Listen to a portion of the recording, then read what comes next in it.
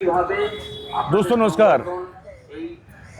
अभी हम पहुंचे हैं कलकत्ता में। आप जैसे जानते हैं पहुंच चुके हैं और एक बड़ी अद्भुत जगह हमको देखने को मिली। आबिद भाई हमको लेके आए। हम जो बड़ा महत्वपूर्ण और बड़ा रसूखदार इलाका है कलकत्ता का, इसको कहते हैं पार्क सर्कस। यस, ये पार्क सर्कस इलाका है ना। वो पार्क स्ट्रीट से होते हुए हम लोग आए और हम देखे अभी बहुत बढ़िया यहाँ पे टेनिस का जिम खाना है। उसके बाद फिर बहुत बड़ा मैदान है और उसके बाद फिर आबिद भाई ने कहा कि यहाँ एक ऐसी जगह है जो शायद आपने कहीं दिल्ली के अलावा कहीं शायद देखी ना हो। जंतर मंतर होता है वहाँ पे। जी। तो उन्होंने कहा कि यहाँ बैठ के कोई भी जो है अपनी बात का रख सकता है धरना प्रदर्शन करके। तो धरना प्रदर्शन हो रहा है एक तरह से। पूरा ये अम्यूजमेंट पार्क है, बगल में एक मस्जिद है पुरानी। और ये जो आप पीछे देख रहे हैं ये पूरा एक एसआईआर को लेकर बंगाल में जो लोगों का असंतोष है, गुस्सा भी है और उसके खिलाफ बहुत सारा जनमत है। तो बंगाल के लोग एसआईआर की प्रक्रिया को लेकर जो असंतुष्ट है और उसमें बहुत सारे उनके इश्यूज हैं जो जिसका जवाब नहीं मिल रहा है, उसको लेकर यहाँ पे धरना प्रदर्शन कर रहे हैं। और जो मेरे साथ बैठे हैं वो है इस पूरे धरना प्रदर्शन को 40 दिन से किया जा रहा है, मुझे बताया जा रहा है। और 40 दिन से लगातार रोज़ यहाँ पे हो रहा है। और आसिफ रेज़ा अंसारी साहब हैं, वो जो एक पूरा एक समूह है जो इसको लीड कर रहे हैं, ग्रुप है, उनमें से एक हैं। और ये भी 40 दिन से यहीं बैठे हुए हैं। ये पेशे से वकील हैं, एडवोकेट हैं और साथ में आप एक्टिविस्ट भी हैं। तो उनसे बात करके समझते हैं। लाइट चली जाए उससे पहले, लाइट मतलब नेचुरल लाइट। तो आसिफ भाई, पहले तो ये कुछ लिखा है बंगाली में, ये हमको समझ में नहीं आता, ये बताइए ये क्या लिखा हुआ है। ठीक है, आपका व्यूअर्स के लिए हम बोल देते हैं। इसमें ले अमरा सबाई वोटर, मतलब हम लोग सब वोटर है। इसके मतलब कोई पीछे नहीं रहेगा, सबको वोटर राइट दिया जाएगा। अच्छा। राइट देना चाहिए। हाँ। ये आवाज को बुलंद करने के लिए मैंने लिख दिया अमरा सबाई voter, we all are voters. जी। तो ये एक आपने इसे बहुत सारे बनाए होंगे। हाँ, बहुत सारे जो एजिटेटर्स है सभी के पास ये टी शर्ट है। हम जब रास्ते में निकलते हैं तब इस शर्ट पहन करके निकलते हैं, क्योंकि ये मैसेज जो देखेंगे रास्ते में हम लोगों को, उसको वो एहसास दिलाने के लिए कि हाँ, यू आर द वोटर। तो अब मैं आपसे, जैसे मैं कुछ नहीं जानता हूँ वैसे, मुझे बताइए और हमारे दर्शकों को बताइए कि भाई एसआईआर से आपको दिक्कत क्या है। सुनिए, एसआईआर तो नॉट फॉरली पुलिस बंगाल, ये 12 स्टेट या केंद्र शासित राज्य में जगह में हो रहा है जी। लेकिन वेस्ट बंगाल का मुद्दा थोड़ा सा अलग है। क्योंकि आप जानते हैं कोई बीजेपी या कोई पॉलिटिकल पार्टीज का कहना है कि वेस्ट बंगाल में बहुत सारे बांग्लादेशी या घुसपैठिया है। उन लोगों का ये पहला प्री डिटरमाइंड एक इसका मतलब हाइपोथेटिकल एक बात है। इसलिए उन लोगों का चाहत थी कि वेस्ट बंगाल में हम एसआईआर करें, जो बांग्लादेशी है उसको हम बॉर्डर से निकाल देंगे। ठीक है, इसको मुद्दा के लेकर शुरू किया। लेकिन जब जो लिंकेज का ये बारी आया कि इसका मतलब जिसका नाम 2002 में है उसका नाम डायरेक्ट लिंकेज हो जाएगा, जिसका कोई नाम नहीं है, पिताजी या माताजी, नाना नानी, दादा दादी का नाम लिंकेज करना पड़ेगा। इसका मतलब मेरा जैसा एज है, मेरा तो 2002 का कोई नाम नहीं रहना चाहिए था। मेरा पिताजी का नाम है, मेरा माताजी का नाम है। तो वेस्ट बंगाल का बॉर्डर जो एरिया है उसमें सबसे ज्यादा लिंकेज है। इसका मतलब बॉर्डर एरिया में, बॉर्डर एरिया जो बांग्लादेश से जुड़ता है, हाँ, वो यस, जो बांग्लादेश के साथ रिश्ते होंगे। हाँ, इसका मतलब बांग्लादेश से कोई नहीं आया है। खुद का लिंकेज, पिता माता का लिंकेज। मतलब अगर लिंकेज कम है कि मतलब कि लिंकेज नहीं है कि मतलब आप नो मैप्ड वोटर। इसका मतलब आपका पिता का भी नाम नहीं है, आपका भी नाम नहीं है, आप नया आदमी है। ठीक है।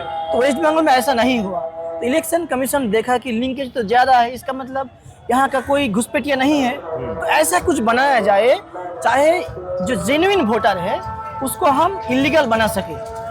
ठीक है। तो लॉजिकल डिस्क्रिपेंसी बना दिया। लॉजिकल डिस्क्रिपेंसी कैसा? जिसका पहला नाम था शायद मुसम्मत नसीमा खातून, वो शादी के बाद हो जाता है नसीमा बीबी जी, वो टाइटल लग जाता है। हाँ। हिंदू का भी ऐसा है जिसका नाम शर्मिष्ठा राय, हाँ। वो किसी चटर्जी से शादी होता है हाँ। तो वो नाम रखता है कि सर मिस्टर चटर्जी, जी तो 2002 का लिंकेज का प्रॉब्लम होता है। हाँ this is the genuine and sociological social problem. जी बिल्कुल। This is not a big problem, but election commission क्या किया, जो थोड़ा सा इसको जो वेरिएशन है उसको बड़ा करके दिखाया, बहुत सारे लोगों का लॉजिकल डिस्क्रिपेंसी का नोटिस भेज दिया कि तुम हियरिंग में आओ, तुम्हारा डॉक्यूमेंट्स सबमिट करो, तब तुम्हारा नाम फाइनल लिस्ट में आएगा। पहले इलेक्शन कमीशन का घोषित बात है कि जिसका नाम खुद 2002 लिस्ट में है, जिसका नाम नहीं है, पिता माता की या नाना नानी का है, दादा दादी का है, जिसका पिता माता का मर गया उसका दादा दादी का लिंक करेगा ना, तो उसका कोई डॉक्यूमेंट्स नहीं लगेगा। ठीक है। तो डॉक्यूमेंट्स कैसे वो लेंगे, ए लॉजिकल डिस्क्रिपेंसी बुला के उसको डॉक्यूमेंट्स को इकट्ठा कर लिया। ऐसा भी लोग है, पासपोर्ट है, बर्थ सर्टिफिकेट है, मैट्रिकुलेशन भी है, बहुत सारे 13 डॉक्यूमेंट्स है, उसमें से 7 या 8 भी डॉक्यूमेंट्स है, 7 to 8 डॉक्यूमेंट्स ही सबमिटेड जी, बट उसका नाम फाइनल लिस्ट में नहीं आया। इसके बाद जो प्रॉब्लम हो गया कि कास्ट का problem, West Bengal state machinery कह रहे हैं कि जो ऑफिसर्स है इलेक्शन कमीशन का वो ठीक से नहीं काम कर रहा है। ठीक है। उसके बाद क्या हुआ, इलेक्शन कमीशन का कहना है कि वेस्ट बंगाल स्टेट गवर्नमेंट हमको कोऑपरेट नहीं करता है। इसका मतलब एक दो दूसरे से ट्रस्ट का एक ब्रीच हुआ। ठीक है। तो सुप्रीम कोर्ट क्या किया, आर्टिकल 142 कंप्लीट जस्टिस का जो बात है, पूर्णांग राय न्याय इंसाफ जी, उसको प्रयोग किया कि ठीक है, अगर जुडिशियल ऑफिसर एग्जीक्यूटिव ऑफिसर का प्रॉब्लम है तो हम जुडिशियल बॉडी बैठा देते हैं, वो उसको एडजुडिकेट करेगा, इसका फैसला करेगा। जी। तो प्रॉब्लम क्या है, जो ऑफिसर्स अपलोड करने का जिसका काम था, ERO जी, उन्होंने क्या किया, मैंने पासपोर्ट दिया, बर्थ सर्टिफिकेट दिया, फिर भी मेरा किया गया, सिर्फ आधार कार्ड या पैन कार्ड को अपलोड करके रख दिया। मतलब दिया सब कुछ लेकिन उसमें अपलोड हुआ सिर्फ 1 या 2 डॉक्यूमेंट्स जो रिलेवेंट नहीं है। तो जुडिशियल ऑफिसर क्या करेंगे, वो तो डॉक्यूमेंट्स देख के तो एग्जीक्यूट करेंगे ना। पर ER ने या ये सब जो बेसिक हाँ। मतलब ग्राउंड पे काम करने वाले जी, लोग जी। हैं, इन्होंने ऐसा क्यों किया? क्योंकि इलेक्शन कमीशन का व्हाट्सएप का डायरेक्शन था कि ऐसे ये 2 कागज देने से हो जाएगा, ज्यादा मत अपलोड करो। ये भी एक प्रॉब्लम है इलेक्शन कमीशन का हर नहीं तो मतलब आप ये कह रहे हैं कि इलेक्शन कमीशन का उन लोगों पर व्हाट्सएप पे मैसेज था। हाँ, जो ERO है, हाँ ERO पर और जी कि आप 2 ही डॉक्यूमेंट करो चलेगा। हाँ चलेगा।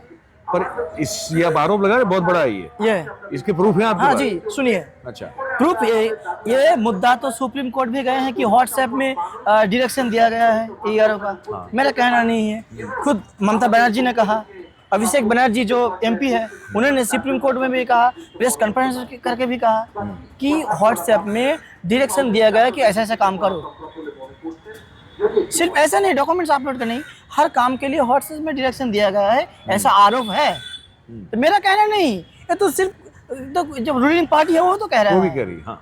तो मतलब क्या हुआ, तो जो जुडिशियल ऑफिसर्स हैं उन्होंने ऐसे ही एडजुडिकेट कर दिया। दूसरा बात क्या हुआ, अभी क्या हुआ, वो प्राय उसका मतलब लगभग 91 लाख 1 करोड़ आदमी को ये बाहर किया गया है। उसका क्या होगा, वोट देने का अधिकार मिलेगा कि नहीं, ये भी कोई आंसर नहीं है, क्योंकि इलेक्शन का पहले वोटर लिस्ट को फ्रीज किया जाता है। 27 लाख है या 91 लाख? टोटल 91 लाख, जो बाकी मतलब जो 27 लाख जो है वो 60 लाख का जो एडजुडिकेशन था उसमें से 27 लाख। हाँ। उसका पहले जिसका डिलीटेड कह के, शिफ्टेड कह के, वो भी डिलीट किया है। तो मिला के 91 लाख के आसपास हो जाता है। ठीक है। इसमें कोई डेड वोटर भी है, ये तो सही है, लेकिन सही तरह प्रॉपरली उसको एडजुडिकेट नहीं किया गया। तो ये मूल मुद्दे हैं तो जिसको लेकर आप ये इसको क्या धरना स्थल कहते हैं? धरना स्थल कहते हैं। ये धरना स्थल 40 दिन से चल रहा है। 40 दिन से चल रहा है। अच्छा, आप भाई साहब ये बताइए मुझे कि तो ये जो चल रहा है, तो इसको ये कहीं पहुंच रही है आपकी आवाज़, या कोई सुन रहा है इसको, कोई रेसिप्रोकेशन आ रहा है, कोई रिस्पॉन्स है, या कुछ नहीं है?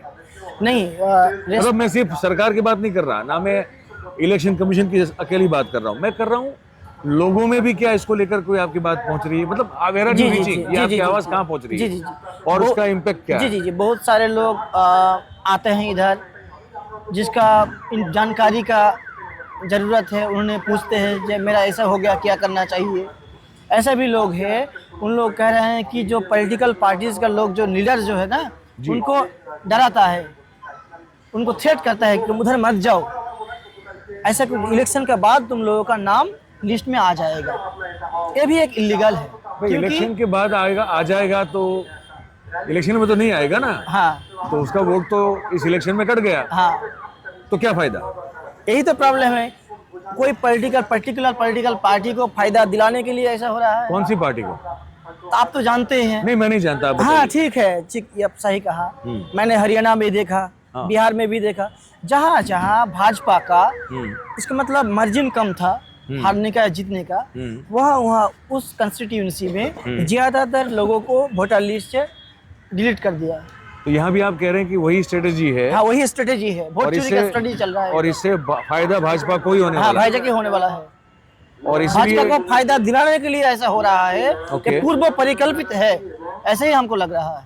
ऐसा लग रहा है। अब एक आखिरी सवाल मैं आपसे पूछूंगा। जी अच्छा, ये धरना आपका कब तक चलता रहेगा?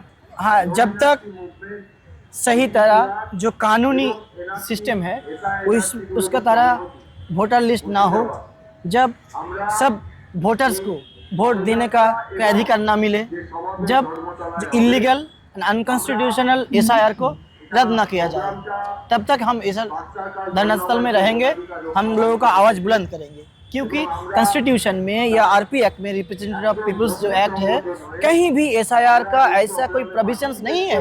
This is completely illegal and unconstitutional. ये बात आपकी मैं समझ रहा हूँ। तो ये जब तक इस एसआईआर की पूरी प्रक्रिया को, जो आप कह रहे हैं कि इलीगल है और अनकॉन्स्टिट्यूशनल है, Yes. करार नहीं दिया जाता, हाँ। और इसको रिवाइज पूरा जो है नहीं किया जाता, तब तक ये धरना स्थल पे चलता रहेगा। हाँ चलता रहेगा। तो ये तो आसिफ हमारा भाई, ये भी डिमांड है कि ये तो कभी मतलब पता नहीं 6 महीने साल ये हो ठीक या है, ना हो, ठीक है, पता नहीं। आपको थोड़ा सा सुन लीजिए 1 मिनट। हाँ तो हम तो डिमांड कर सकते हैं ना, ये तो हाँ। कॉन्स्टिट्यूशनल राइट है कि हाँ। मेरा डिमांड को हम बोलेंगे, बिल्कुल। ये बोलने का तो अधिकार है। बिल्कुल है। सिर्फ ऐसा नहीं, हम लोगों का जो डिमांड है, एक डिमांड, जब तक एसआईआर का जो काम चल रहा है, इसका मतलब उनको लोगों का कहना है कि हम इलेक्टोरल रोल को सही करने का काम कर रहा जी। हूँ। तो ये भी कानून में है, जब तक कोई फाइनल रोल नहीं हो रहा है, तब तक पुराना रोल में इलेक्शन करने का सिस्टम है। वही भी मेरा डिमांड है कि 2025 जिस जो वोटर लिस्ट में लेके प्रधानमंत्री बना, जिस लिस्ट में लेकर ममता बनर्जी सत्ता में है, जिस लेकर प्रधानमंत्री मोदी जी प्रधानमंत्री है, उस लिस्ट में वोट करो, उस लिस्ट में इलेक्शन करो, वो भी हम लोगों का डिमांड है। अच्छा, अब एक चीज, ये यहाँ आप लोग बैठते हैं तो कोई आपको टोका टाकी रोकने की कोशिश, ऐसा कुछ होता है क्या? ऐसा अभी तक नहीं देखा, लेकिन प्रशासन जो इसके मतलब पुलिस प्रशासन जो है, कभी कभी बोलते हैं ऐसा नहीं चलेगा। हाँ। हम लोगों का बहुत सारे ऐसे फ्रेंड्स हैं जो एजुकेटर्स हैं, हाँ। उन लोगों का घर में पुलिस जाके बोलते हैं कि उसको धरना स्थल में मत भेजो, नहीं तो ऐसा कुछ केस में फंसा TMC को क्या देंगे। प्रॉब्लम है? एक्चुअली क्या है, ये एसआईआर नहीं, इसमें एनआरसी का काम चल रहा है। जी। आप जानते हैं 2003 में जो सीए हुआ, इसका मतलब सिटीजनशिप अमेंडमेंट एक्ट, उसमें सीपीएम, कांग्रेस, बीजेपी, टीएमसी, जितने सारे पॉलिटिकल पार्टीज हैं, उस कानून को लागू करने के लिए पार्लियामेंट में एक साथ इकट्ठा हुआ जी। उसको कंसेंट दिया। तो उन लोगों ने जो प्रांतिक, जो मार्जिनल लोग हैं, जो पिछड़े वर्ग है, जी। आदिवासी है, हिंदू भी है, मुस्लिम भी है, उन लोगों का कोई अधिकार देने के लिए तैयार नहीं है। इसीलिए अगर गरीब लोग, पिछड़े वर्ग लोग कोई आवाज़ बुलंद करे तो टीएमसी का भी, बीजेपी का भी, सीपीएम के भी, सबका नुकसान ही पहुंचेगा। इसीलिए ये मेरा पर्सनल ओपिनियन है। ये बड़ा क्योंकि अगर इंटरेस्टिंग है आपकी जो बात। गरीब लोग जाग जाएगा ना, तो उन लोगों का पॉलिटिक्स तो खत्म हो जाएगा। मतलब गरीब जागेगा तो कोई पॉलिटिकल पार्टी को हाँ, अच्छा नहीं लगता है। अच्छा नहीं लगता है ना? आपको एक उदाहरण देते हैं आप, हाँ। एग्जाम्पल, हरिश्चंद्रापुर मेरा जो कंस्टिट्यूशन है, हाँ। 46 हरिश्चंद्रापुर, उसमें एक सादरीचा ग्राम पंचायत है, गांव पंचायत। उसमें एक गांव का नाम है सहड़ा बहड़ा, जी उसमें 82 लोगों का नाम इलेक्शन जो वोटर लिस्ट से डिलीट कर दिया गया। जी उनमें से 32 लोग ऐसा है जो चामार लोग हैं। चामार का मतलब जो जूता मूता सिलाई करता है। हाँ हाँ, हाँ। उसमें लोग, हम लोग का जो एरिया का लोकल लैंग्वेज में उस लोग कहते हैं हम चामार। हाँ उसमें दलित हिंदू है। जी उन लोगों के पास क्या डॉक्यूमेंट्स है? सिर्फ वोटर कार्ड, आधार कार्ड, रेशन कार्ड, उसमें से ज़्यादा कुछ नहीं है। तो वो लोग क्या इंडियन के सिटीजन नहीं है क्या? अब क्या बोलेंगे? तो गरीब लोग जाग जाएगा तो उन लोगों का तो। नहीं, मेरे को कभी एक चीज़ समझ में नहीं आता है, जी इसका मुझे कोई जवाब नहीं दे पा रहा है कि जो वोटर लिस्ट से जिनको हटा दिया, हाँ मतलब कि वोटर लिस्ट नहीं है, मैं तो ये सीधा मानता हूँ, ये मेरा मानना है कि अगर आप किसी देश के वोटर नहीं है तो फिर आप तो किसी देश के नागरिक भी नहीं है। यही हुआ ना इसका मतलब। हाँ। अगर मैं हमारे इस देश का वोटर नहीं बचता, नहीं रहता, तो मैं अपनी नागरिकता कैसे सिद्ध करूंगा? यस, जो देश का नागरिक होता है उसका राइट है, right to vote and right to contest. Right to vote. तो ना मैं कंटेस्ट कर पाऊंगा अगर मेरा नाम कट गया, ना मैं नागरिकता जो है उसको क्लेम कर सकता हूँ। तो इतने सारे लोगों का जो कटा है पूरे देश में, इनका फ्यूचर क्या है? वकील साहब ये बताइए मुझे। इन लोगों का फ्यूचर क्या है, ये खुद अदालत को भी ऐसा कुछ जानकारी नहीं है, क्योंकि हाँ, अब कंटिन्यू। हाँ, क्योंकि हाँ। जो चल रहा है, all the process are completely anti people and anti marginal people. क्या होगा अगर जो ट्राइब्यूनल बना है ना, मतलब ये हो ट्राइब्यूनल जाएगा, एडजुडिकेट करने के मतलब लिए ये हो जाएगा कि आप रहिए इस देश में, आपको कोई अधिकार नहीं मिलेगा। हाँ अधिकार नहीं मिलेगा, आप सेकंड ग्रेड सिटीजन बन के यस रहिए। Yes yes. Right to vote and right to contest in elections not fundamental rights, says Supreme Court. अब ये हमको आबिद भाई ने दिखाया, ये मेरा ध्यान नहीं था। कब आया ये? कल का है ये। I did not able to, I was not able to go through that. तो ये नहीं पता कि सुप्रीम कोर्ट ने ये भी कह दिया। अब सुप्रीम कोर्ट ने कल ये कह दिया है कि वोट करने का अधिकार या चुनाव लड़ने का अधिकार, जी जी, ये जो है वो कोई फंडामेंटल राइट्स इस देश के नागरिक के नहीं है। अब भाई इससे ज्यादा हम क्या कहें? खत्म हो गया। जिस देश में सबूत एविडेंस के छोड़कर आस्था का ऊपर कोई राय होता है, बाबरी मस्जिद में मैंने देखा, उस देश में ऐसा राय, ऐसा ऑर्डर है, जजमेंट, कोई ऐसा, इसका मतलब ये नहीं है। ये भी तो मतलब एक एलीट क्लास बनता जा रहा है। जो वोटर होगा उसको सब अधिकार मिलेंगे, और वोटर वही बना रहेगा जो शायद सत्ता में बैठे लोगों के लिए वोट करेगा। जी जी, तो फिर उसको वोटर मतलब अधिकार मिलेगा, फिर वो कंटेस्ट का भी अधिकार मिलेगा, और बाकी सब जो है उसको फिर धीरे धीरे सिर्फ लेबर क्लास या तो सेकंड क्लास सिटीजन बना देगा। Second class citizen. ये तो अब जो नजर आ रहा है वो तो यही नजर आ रहा है, मुझे तो ये लग रहा है। जी जी, है ना? क्योंकि इंडिया में बहुत सारे लोग गरीब हैं, बहुत सारे लोग अशिक्षित हैं, जिनको कोई एजुकेशन नहीं है। तो इन लोगों को अपलिफ्टमेंट के लिए गवर्नमेंट का पास ऐसा कुछ प्रकल्प या प्रोजेक्ट नहीं है। गवर्नमेंट का पास नौकरी नहीं है, पैसा नहीं है, इसीलिए अगर आपको सिटीजन नहीं मानेंगे तो आप कोई डिमांड नहीं कर सकेंगे। तो चलो भाई, पहले आपको हम बाहर निकाल देंगे वोटर लिस्ट से। अगर ऐसा आपको कोई सिटीजन नहीं है, मतलब कुछ नहीं डिमांड नहीं कर पाएंगे, कहेंगे चलो तुम कुछ नहीं हो। तो भाई यही चल रहा है। हमें और भी बात करनी थी, लेकिन शायद बैटरी का चक्कर है या कुछ आबिद भाई कर रहे हैं पीछे इशारा। 2 मिनट का बैटरी बचा है, 2% बचा है, और लाइट भी ऑलमोस्ट अब जो है जाने की तैयारी में। होता नहीं ये कैसी लाइट मिली हमको। तो बातचीत यहाँ समाप्त करने के लिए कुल मिला के आप समझ गए कि आसिफ भाई ने क्या कहा, और ये पीछे जो लोग हैं भर के बैठे हैं, और रोज इतने लोग तो कम से कम होते ही हैं। तो ये जो बात कर रहे हैं वो मुझे बड़ी महत्वपूर्ण और बड़ी सीरियस महसूस कर रहा हूँ मैं उस चीज़ को। वह आप इस बारे में क्या सोचते हैं, ये हमको कमेंट करके लिख के ज़रूर से बताइएगा। और बाकी हम अपील रोज़ करते हैं, इसी को दोहराएंगे कि लाइक करें, शेयर करें, सब्सक्राइब करें। ये आप ही का मंच है, और आप ही की बातों को जो है हम यहाँ रखने की कोशिश करते हैं। तो बस यही कहना था आज, बातचीत समाप्त करेंगे। बहुत बहुत धन्यवाद जुड़ने के लिए, thank you very much. Asif भाई आपका बहुत बहुत धन्यवाद, थैंक यू। नमस्कार।